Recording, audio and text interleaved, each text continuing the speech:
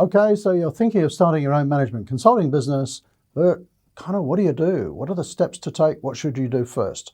I'm going to step you through how I did it, coming right up.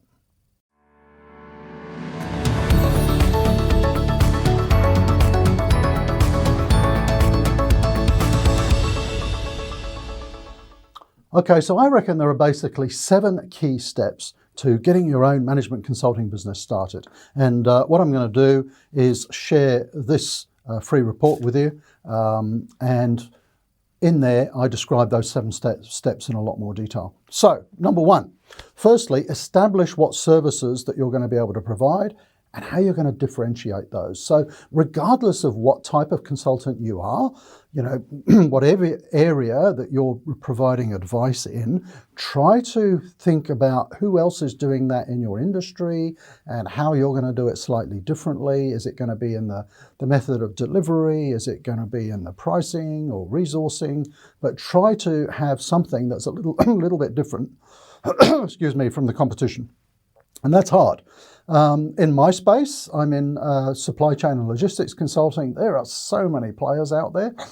There's a lot of big companies and medium-sized companies like ours. There's a lot of one-man bands, as we call them. Sometimes it's a little bit difficult to differentiate yourself, but we try to do that through our marketing and through the delivery of our services and so on. So what are you going to deliver, and how are you going to try and do that a little bit differently? The next one, step 2, and maybe we'll put these up on the screen behind me, clearly identify your target market and how you're going to reach them. So you're not going to go out there with a shotgun and offer your service to everybody, because not everybody wants it. So if I use my example, I'm in supply chain and logistics consulting. I want to get out to companies who are of a reasonable size, because the bigger they are, the more challenge they've got in their supply chain and logistics, and they've got more opportunity for me to come along and help them save costs. So generally, we only work with companies of about $200 million turnover and above. Most of our clients are 500 plus, up into multi-billion-dollar companies. What's your target market? Maybe it's at the other end of the scale. Maybe it's smaller companies, but have a really firm idea. And I spoke in another video about having your customer avatar. So what industry, what size, what types of companies are you actually going to be working for? Some years back, and I may share this on another video, I actually came up with kind of this dartboard profile of our ideal customers. And I think there was 4 or 5 different segments on it. And there were gold customers, and I understood the characteristics of them. These are the ones that we want to work with. And then down here were the black customers. And these were customers that we wanted to avoid. And, what were the characteristics of those ones? They were startups, they were small, they had fairly ill-defined needs of what they wanted, and then there was all the sort of various shades, between those. So think about your customers in that scale. What kind of characteristics are your ideal ones, and what ones do you want to avoid? Then, think about, are you going to be consulting or contracting? Again, I've got an earlier video about that. We'll put a link up here or down below. This channel is predominantly about management consulting, so I'll assume that you're going to be a management consulting and not a contractor. Work out what business structure you want. Now, by business structure, it's going to depend where you are in the world and the legalities of setting up a business. But here in Australia, we can have, a sole trader. That's one of the simplest forms of business.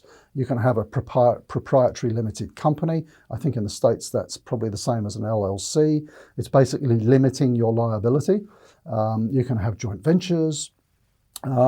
Just a couple of words on that. When I started my first consulting business, I had a 50-50 partner, which worked great for a number of years, and we had complementary skill sets, and it was terrific, and we grew the business really well. But after a few years, we kind of wanted to go our separate ways. So he left, I ended up buying him out, and I continued on my own with the company. So why do I mention that? Well, think ahead. So if you're starting up with someone else, think now, what if that person leaves? How will we do that divorce, if you like? Because you've got to think about it now, not when it happens. It's like having a prenup, And we'd thought through all of that. And, if one leaves, how would the other buy the other one out? And it was all very amicable. So you need to think about the business structure and the share ownership. Funny story on that. we needed some specialist advice, I won't say what, in our first year of trading with our consulting business. And we couldn't afford to have this expert on board. So what I said to him was, I'll give you 30% of the profits, to act as this specialist advisor. And, that was a great idea. I was going to get the advice for nothing, and, 30% of the profits in year one probably wasn't going to be much. I had to write him out a huge check at the end of at the end of year one. So again, I mention that just because, expect your business is going to grow. What if it goes this big or this big or this big? When you're thinking of structure and how you're going to reward people. Excuse me. Then start thinking about all the additional resources you're going to need. Step 5, where are you going to work from? What equipment are you going to need? I mean, it's pretty easy these days with remote working. I started off in my back bedroom. I worked there, I think, for probably the first year. And then I moved house and I had a purpose-built office underneath my house, which was great. It's like this 50 square meter office. I had staff coming in there to work, and then as we got bigger, our needs got bigger, of course. But think about, where are you going to work from, what equipment you're going to need, go through all of your budgeting, and in this report, I'll give you a link to all of the budgeting and stuff is in there as well. A funny thing about your premises, a lot of people struggle when they're starting a management consulting business. One thing with what to call it, and I've got a video on that, so we'll put a link to that. But the other thing is, what's our office address going to be? Is it going to be a PO box, or is it going to be some out-of-town suburb which doesn't look that professional? Well, when we started our first business in 1997, which is still going really well now, we decided that we wanted to have a city address, a CBD, Central Business District address. Now, obviously, we couldn't afford that. And back then in 1997, there was a new concept coming on board, which was serviced offices. They weren't very common then. Now you've got serviced offices and shared working spaces and all kinds of things. And so we had our office address, if you like, was right in the middle of Sydney on the top floor of one of the most prestigious buildings. And that was great, and we had our phone being answered there, and that was our mailing address. And so we looked, really professional and top notch. It kind of backfired on us. We're still there, by the way, 23 years later. But it was funny because a lot of clients would sort of go, whoa, top floor of the MLC Centre, that must be costing a fortune, and they're going, whoa, you guys must be expensive. And I was having to counter it and say, no, we get like 1 square metre and 1/50th of a receptionist, and they say, oh, that makes sense. So it flipped, they actually thought, well, that was being frugal. That's great. We're not paying for these fancy premises. And 23 years later, we still do the same thing. So I'm actually in our out-of-town office here, in our studio in our out-of-town office, but our Central Business District offices are all that serviced office complex. And we're in a number of cities now. We're in Sydney and Melbourne and Brisbane and Perth in Australia, Auckland, New Zealand, Bangkok in Thailand, Ho Chi Minh City in Vietnam and so on, and the Philippines. We use that system and it works really well. And then because we're a management consulting business, we don't have lots of people sitting in the office all the time. They're all out with clients. We just operate with a smaller back office, physical office, and that can be in an out-of-town area. So thinking about your resources, that's one way to do it. And I just mentioned something else. The reason that we went for that serviced office idea, and this I think is so important, when you're starting up a management consulting business, doesn't matter, if you're doing this in 2020, 2030, whatever, when someone calls your business, a physical person needs to answer the phone. Now, when you're starting up on your own, there was 2 of us when we started, we were out and about on our cell phones, we needed an office phone that was going to be answered. And that's one of the reasons we went with that serviced office.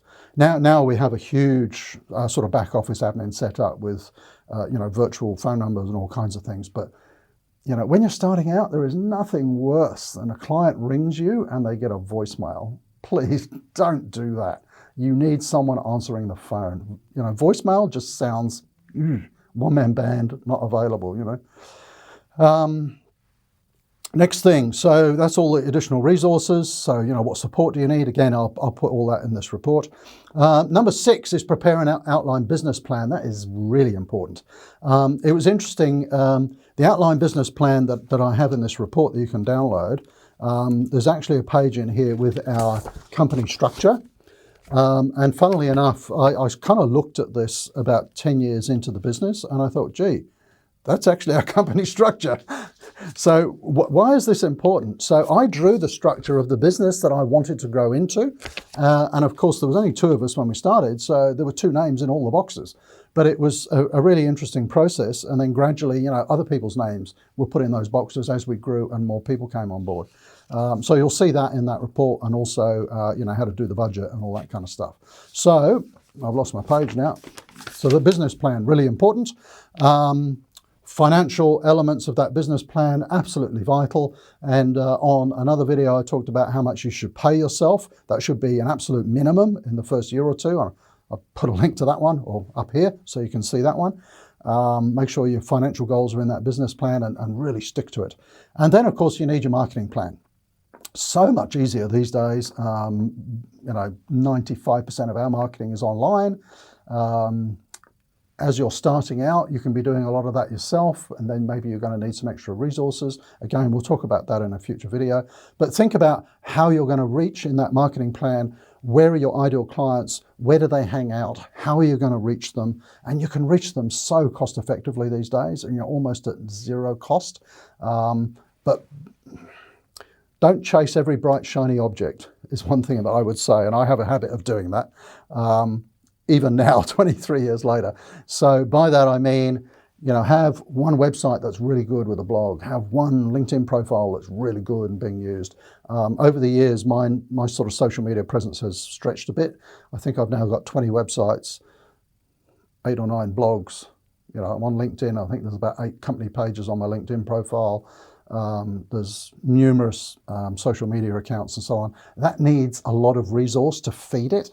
You don't need that, you know, in the early days. Just a website and a blog, maybe a YouTube channel, good LinkedIn profile.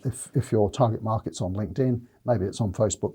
But a very tight marketing plan. This is what we're going to do, and stick to it. You've got to be doing that, you know, week after week, after month, and make sure that you're keeping your presence out there. Because one of the biggest challenges when you start your own management consulting company is it's you. And you alone very often. And, you know, Monday to Friday, your most important priorities are chasing down new clients and servicing the clients that you've got. And if you're anything like me, weekends is when I did the bookkeeping, when I caught up with the marketing. And so you can't be doing too much. You know, don't spread yourself too thin. And again, on a later video, what I'll do is talk about, what's the term I'm looking for? Productivity.